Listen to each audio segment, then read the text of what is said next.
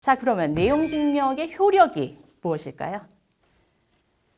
가끔 보면 내용 증명을 받으시면 마치 법원에 판결문이 온 것처럼 아주 긴장하셔가지고 큰일이 난 것처럼 어떻게 해야 되느냐 이렇게 문의하시는 분들이 있어요. 그런데 제가 뭐라고 말씀드렸죠? 내용 증명은 내가 상대방에게 보내는 편지다.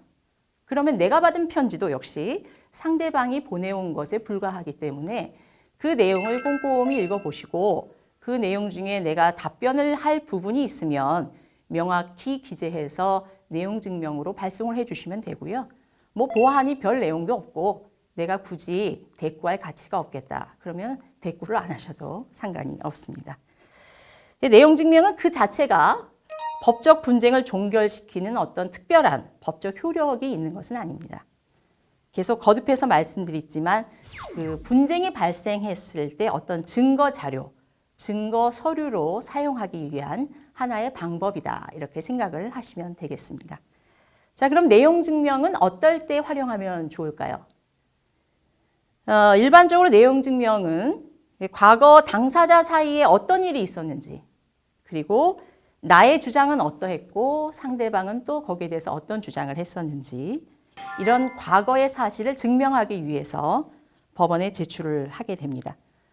그래서 두 사람 사이에 무슨 일이 있었는지 전혀 알 수 없는 제3자가 읽어봐도 무슨 내용인지 명확히 알 수 있도록 분명하게 작성을 하시는 게 가장 중요합니다. 간혹 계약서를 들고 와서 보여주시면서 이렇게 계약서까지 있는데 상대방이 거짓말을 한다고 흥분하시는 분들이 있어요.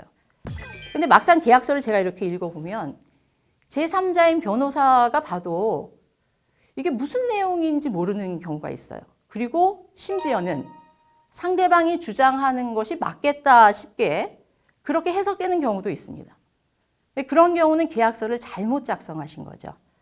그래서 내용 증명을 보내실 때에도 그런 실수를 범하지 않도록 나의 주장이 명확히 드러나게 작성하시는 것이 가장 중요합니다.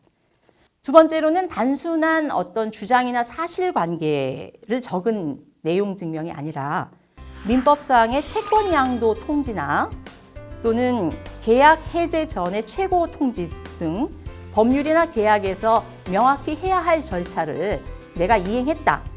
이런 것을 증거로 남기기 위해서 사용할 때, 이때는 아주 내용 증명이 유용하게 쓰일 수 있습니다. 마지막으로는 요즘은 변호사 사무실에서도 많이 활용을 하는데요. 양 당사자 사이에 갈등이 생겼어요. 그래서 만날 수 없거나 아니면 얼굴도 보기 싫어요.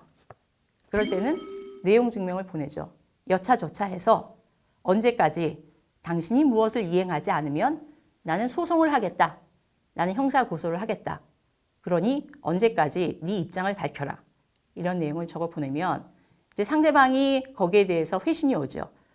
그래서 이런 내용 증명을 통해서 또 가끔 법적 분쟁까지 가지 아니하고 서로 원만히 절충해서 합의하는 경우도 있습니다.